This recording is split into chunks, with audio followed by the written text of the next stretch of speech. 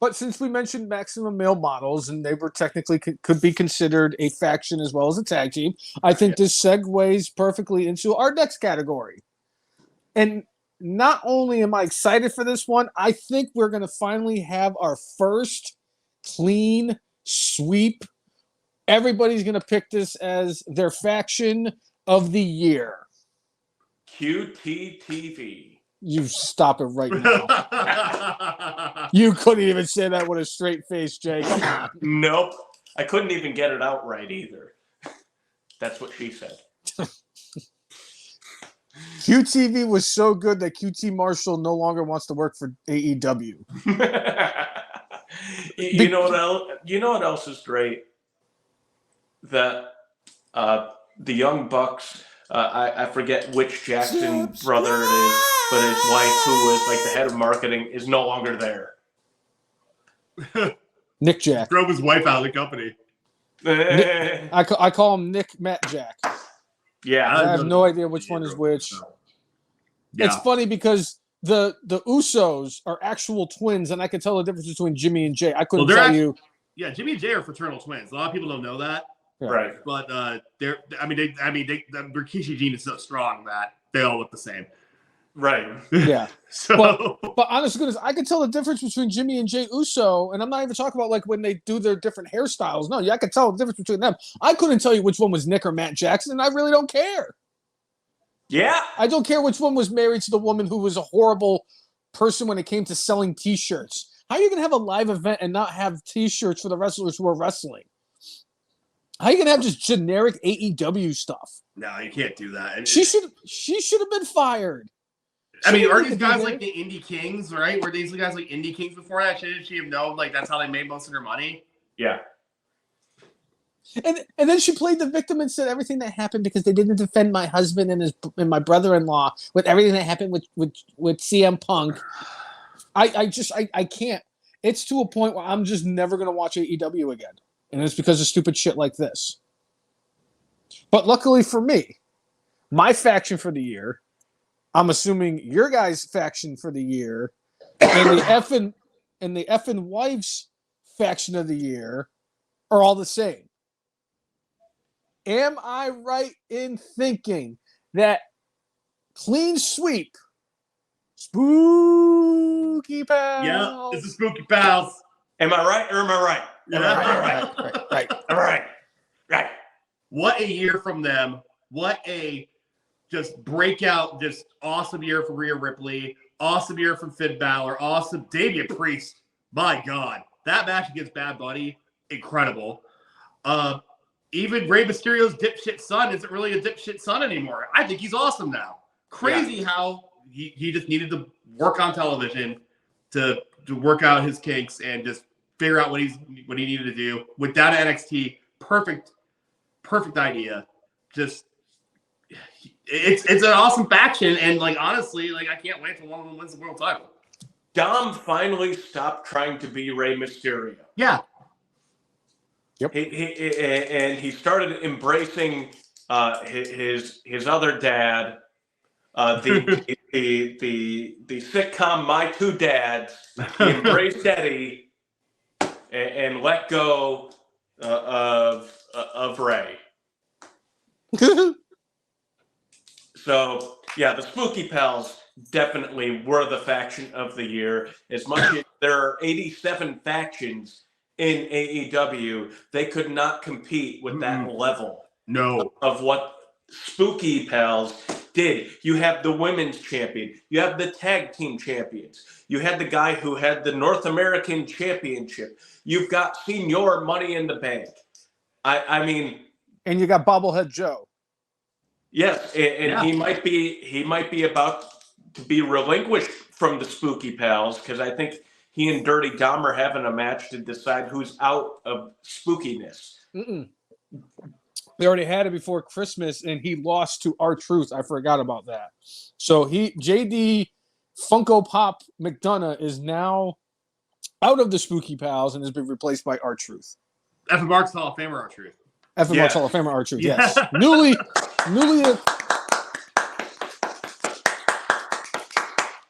But it's just incredible to see where they were Just last incredible. year. Right. The Portuguese Man of War, Aldo Montoya. Yes. To see where they were last year, where they had no direction. We were kind of, asking questions like, okay, they had a leader. They were unstoppable as with this leader. And they kick him out and replace him with a guy they were just feuding with. And not only did they beat him in the match, they actually pinned him in the match, but we'll bring him in to be our new leader. And then they brought in, like you guys said, with Dominic Mysterio. And it was like, what the fuck are they doing? And now here we are. And to the point, I actually had to double check and make sure that the Spooky Pals did not win my worst faction last year. It was some freaking faction called the Factory. I think they were part of QT Marshall. Oh, yeah. Yeah. I feel like they may have won my worst faction last year, to be completely honest. It was the Factory with QT Marshall and Nick Camaretto and because they were part of the Nightmare Factory, but they didn't put Nightmare on it because Cody. Nightmare, yeah. Got it. It just sounded so cool being the Factory. Because QT Marshall looks like a guy running the Factory, but I mean, he does. I think it's great. I think it's done incredible things for Rhea Ripley's career. She has definitely made herself not even just the biggest star in the women's division, but one of the biggest stars in all of wrestling. Mommy is always on top. Mommy is always on top. She is always involved in every storyline that is associated with the Spooky Pals. I think it's great. It's such spooky. It's such good shit, and I think it's well deserving that they got it. Even though, like Jay said, that AEW has 309 factions and none of them are the Spooky Pals. Right. Well, just old school WCW bullshit with that. But to add to this, just think about like the range of experience with this. I mean, Dom was green as grass when he joined them, and now he's tolerable, which is just an amazing testament to working with a guy like Finn Balor. Finn Balor has trained a lot of wrestlers that you see on TV. A lot of people don't realize that. Becky Lynch is probably the biggest one that I can think of. And JD McDonough was his protege. Like that wasn't a storyline, that was legit. Yes. Do you think of Priest? This guy is not young.